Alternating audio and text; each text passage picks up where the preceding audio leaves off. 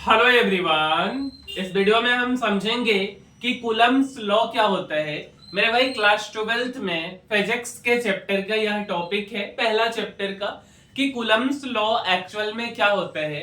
मेरे भाई Charles de Augustine D coulomb, जो कि एक साइंटिस्ट थे, और उन्होंने टॉर्सियन बैलेंस तराजू की मदद से कूलम्स लॉ का आविष्कार किया था। बेसिकली कूलम्स लॉ का कहना यह था कि दो पॉइंट चार्ज है और उन दोनों के बीच में कुछ डिस्टेंस है, तो वह दोनों चार्जेस के बीच में फोर्स लगेगा। वह फोर्स अट्रैक्टिव भी हो सकता है, वह फोर्स रिपल्सिव भी हो सकता है।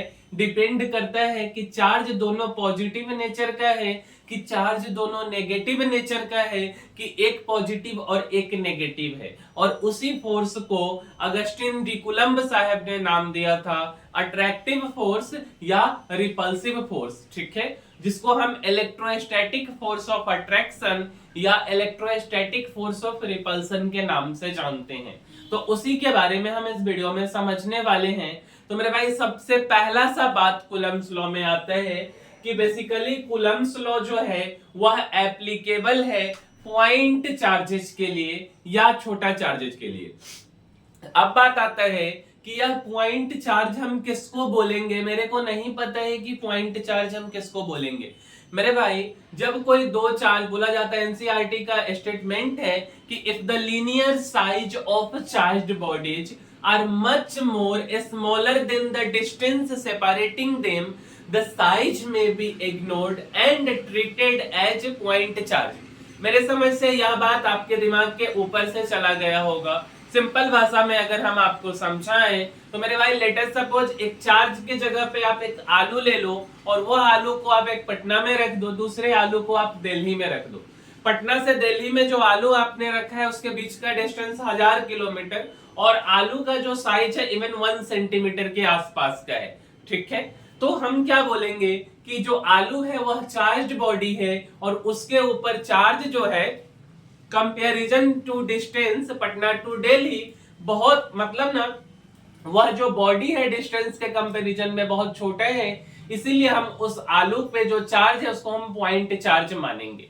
तो पहला सा बात यही था कि कूलम्स लॉ जो है वह एप्लीकेबल है किसके लिए, तो पॉइंट चार्ज के लिए। दूसरा बात, लेटर सपोज कर लो मेरे भाई यह एक चार्ज है प्लस Q1 और यह एक चार्ज है प्लस का Q2। दोनों के बीच में कुछ ना कुछ डिस्टेंस होगा, हमने उस डिस्टेंस को r से माना है। ठीक है, आप कुछ भी मान सकते हैं XYZ। अच्छा, अब क्या है ना कि हम जैसा कि जानते हैं कि लाइक चार्ज रिपेल करता है और अनलाइक चार्ज अट्रैक्ट करता है। दोनों का नेचर अगर आप बोर्ड पे देखोगे सेम नेचर पॉजिटिव का है, तो इस चार्ज पे यह वाला रिपेल करेगा तो फोर्स इधर की तरफ लगेगा। सिमिलरली यह जो चार्ज है यह वाला रिपेल करेगा तो फोर्स इधर की तरफ लगेगा। उसी तरीके से अगर हम प्लस के जगह पे माइनस रख दे तो माइनस चार्ज भी रखेंगे तो सेम सिनेरियो आएगा। अगर हम एक प्लस और एक माइनस रखते, एक प्लस Q1 चार्ज और यह माइनस Q2 चार्ज, दोनों के बीच का डिस्टेंस स्मॉल r। अब यह जो है वह नेगेटिव नेचर है, यह पॉजिटिव नेचर है, इसको इधर रखो या इधर रखो कोई फर्क नहीं पड़ता है। सिमिलर बात यह है कि यह ना एक दूसरे के ऊपर अट्रैक्शन लगाएगा क्योंकि दोनों का नेचर अलग अलग है। तो प्लस Q1 को माइनस वाला बोलेगा कि तुम मेरे पास आ जाओ तो फोर्स इधर की तरफ, माइनस Q2 को प्लस वाला बोलेगा कि तुम मेरी तरफ आ जाओ तो फोर्स इधर की तरफ। अब यह जो फोर्स है ना, इसी फोर्स का नाम कूलम्बिक फोर्स या इलेक्ट्रोस्टैटिक फोर्स दिए थे। कौन दिए थे, हम दिए थे क्या, नहीं मेरे भाई, जो साइंटिस्ट है चार्ल्स अगस्टिन डी कूलम्ब उन्होंने दिया था। अब यहां से इन्होंने एक रिलेशन बनाया कि जो फोर्स है ना वह डायरेक्टली प्रोपोर्शनल है चार्ज के। कौन से चार्ज के, तो वह पॉइंट चार्ज जो कि हमने अभी यहाँ यूज किया Q1 और Q2 के, और इनवर्सली प्रोपोर्शनल है दोनों चार्ज के बीच में जो दूरी है उसके स्क्वायर के। Means F directly proportional to Q1 Q2 and inversely proportional to R square. तो यह हमने लिख दिया। दोनों को जब कंबाइन करेंगे तो F directly proportional Q1 Q2 upon R square, और यही है कूलम्स लॉ। ठीक है, चलिए तो अब हम एक स्टेटमेंट इसका समझ लेते हैं। स्टेटमेंट क्या बोला जाता है कि the electrostatic force of attraction और repulsion is directly proportional to product of charges and inversely proportional to the square of a distance between the charges. यह डेफिनेशन है जो आप बोर्ड के एग्जाम में किसी भी बोर्ड से हो आप लिख करके आ सकते हो। ठीक है, एक नोट है छोटा सा कि जो ग्रेविटेशनल फोर्स होता है वह मासिव ऑब्जेक्ट के बीच में लगता है, क्योंकि ना जब हम इलेक्ट्रोस्टैटिक फोर्स पढ़ रहे हो मेरे भाई तो यही चीज आपको ध्यान में आया होगा कि कक्षा 11वीं में क्लास 11th में आप ग्रेविटेशनल फोर्स पढ़े थे और वहां भी आपने इसके बारे में चर्चा सुना था कि वहां भी यही चीज होता है कि फोर्स का फॉर्मूला Gm1m2/r² होता है। तो वह जो फोर्स है बेसिकली वह मास के बीच में लगता है, दो मास के बीच में। और बेसिकली जो फोर्स आपने पढ़ा है ग्रेविटेशनल फोर्स के बारे में वह केवल अट्रैक्टिव होता है, रिपल्सिव नहीं होता है, जबकि यहाँ जो इलेक्ट्रोस्टैटिक फोर्स है वह अट्रैक्टिव और रिपल्सिव है। ग्रेविटेशनल फोर्स छोटे ऑब्जेक्ट के केस में आपको नहीं दिखेगा, मासिव ऑब्जेक्ट के केस में वह देखने को मिलता है। जैसे मान के चलो नीचे पृथ्वी है और यह हमारा क्या है, तो यह हमारा रिमोट जो है अगर हम छोड़ेंगे तो एक हल्का ऑब्जेक्ट है, पृथ्वी बहुत भारी है तो यह इसको खींच लेगा। लेकिन अगर हम इन दोनों को यहाँ टेबल पे या कहीं पे रख दे तो दोनों में अट्रैक्शन या रिपल्सन नहीं पता चलेगा। जबकि चार्जेस के केस में छोटा हो या बड़ा हो, बेसिकली तो छोटे चार्जेस के लिए ही बनाया गया था ना कूलम्बिक फोर्स, तो आपको पता चल जाता है वहां पे फोर्स ऑफ अट्रैक्शन लगता है। अब थोड़ा सा मेरे भाई हम ग्राफ देख लेते, कभी कभी ग्राफ भी आता है कि जैसे मान के चलो फोर्स और चार्ज के बीच का ग्राफ और फोर्स और डिस्टेंस के बीच का ग्राफ। लेट अस सपोज हमने पहला ग्राफ लिया है कि force directly proportional to charge Q1, तो एक y एक्सिस में हमने फोर्स ले लिया और x एक्सिस में हमने चार्ज ले लिया।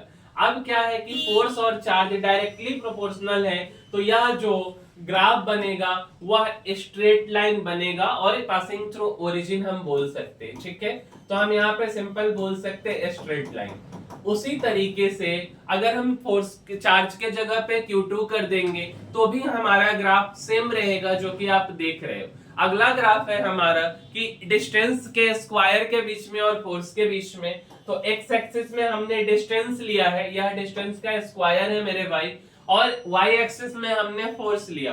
तो जो ग्राफ बनेगा इस ग्राफ का नाम क्या पड़ेगा मेरे भाई, तो जैसा कि आप जानते हो रेक्टेंगुलर हाइपरबोला इसका नाम पड़ेगा। क्या पड़ेगा मेरे भाई इसका नाम, तो इसका नाम पड़ेगा रेक्टेंगुलर हाइपरबोला। ठीक है, अब आगे ना हम इस प्रोपोर्शनलिटी कांस्टेंट को हटाएंगे जो डायरेक्टली प्रोपोर्शनल है, तो F equal to K Q1 Q2 upon R²। जब भी हम प्रोपोर्शनलिटी कांस्टेंट को हटाते हैं, प्रोपोर्शनलिटी को हटाते तो एक कांस्टेंट आ जाता है और यहाँ पे हटा करके K लिखाते हैं, तो F directly proportional Q1 Q2 upon R² के जगह पे F equal to K Q1 Q2 upon R² लिखाएगा। अब यह K का क्या वैल्यू है, तो K का वैल्यू होता है 1/4 पाई एप्सिलॉन नॉट। तो F इक्वल टू फॉर्मूला बन करके आया इलेक्ट्रोस्टैटिक फोर्स या कूलम्बिक फोर्स का, F equal to 1/4 pi epsilon naught Q1 Q2 upon R²। अब आपका क्वेश्चन होगा कि ठीक है इस कांस्टेंट का वैल्यू क्या होगा, तो मेरे भाई 1/4 पाई एप्सिलॉन नॉट का वैल्यू होता है 9 × 10⁹ न्यूटन मीटर स्क्वायर पर कूलम्ब स्क्वायर। क्या यह एसआई यूनिट है कि सीजीएस यूनिट है, मेरे भाई नाम से ही पता चल रहा है न्यूटन मीटर स्क्वायर पर कूलम्ब स्क्वायर, यह एक एसआई यूनिट है। तो फोर्स बराबर क्या फॉर्मूला मिलकर के आया, तो फोर्स बराबर F equal to 1/4 pi epsilon naught Q1 Q2 upon R², जहां पे 1/4 पाई एप्सिलॉन नॉट का वैल्यू 9 × 10⁹ न्यूटन मीटर स्क्वायर पर कूलम्ब स्क्वायर, जो कि एसआई यूनिट में है। ठीक है, अच्छा अब बात आता है कि सीजीएस यूनिट में इसका वैल्यू कितना होगा 1/4 पाई एप्सिलॉन नॉट का, तो सीजीएस यूनिट में इसका वैल्यू 1 होता है। ठीक है, तो सीजीएस यूनिट में इसका वैल्यू 1 हो गया। अब बात आता है कि डायमेंशन क्या होगा 1/4 पाई एप्सिलॉन नॉट, तो m L⁻³ T-4 A-2। ज्यादा दिमाग नहीं लगाना है, आपको इसको याद कर लेना है। और फिर भी अगर आपको दिक्कत है तो आपको फोर्स का डायमेंशनल फॉर्मूला पता है और न्यूटन का पता है, मीटर स्क्वायर का L², उसी तरीके से कूलम्ब स्क्वायर का लिख के भी आप सोल्व कर सकते हो। अब बात आती है कि यहाँ पे जो एप्सिलॉन नोट है उसको हम क्या बोलते हैं, उसको बोला जाता है परमिटिविटी ऑफ फ्री स्पेस, और उसका वैल्यू होता है 8.854 इंटू 10⁻⁻12 कूलम स्क्वायर पर न्यूटन पर मीटर स्क्वायर। ठीक है, डायमेंशन क्या होगा इसका, तो m-1 l-3 t की पावर 4 a स्क्वायर इसका डायमेंशन होता है। अब मेरे भाई यह तो हो गया इधर की बातें, जो फिजिक्स वाली बातें हैं। मान के चलो यार, अगर आपको कुछ सीखना है तो हमारा ये दूसरा चैनल ये है, ठीक है, जो चैनल यार कुणाल राज के नाम से है, कुणाल राज स्टॉक मार्केट लिखोगे तो आ जाएगा। तो आप इस चैनल पे जाकर के अगर आपका मन है कि आप फाइनेंस के बारे में, स्टॉक मार्केट के बारे में या चैट जीपीटी के बारे में आज से रिलेटेड कुछ करंट स्किल सीखना चाहते हो जो कि बहुत जरूरी है, तो आप इस चैनल को विजिट कर सकते हो। तो यार इस वीडियो में इतना ही, और मेरे भाई मिलते हैं हम अगले वीडियो में, तब तक के लिए धन्यवाद।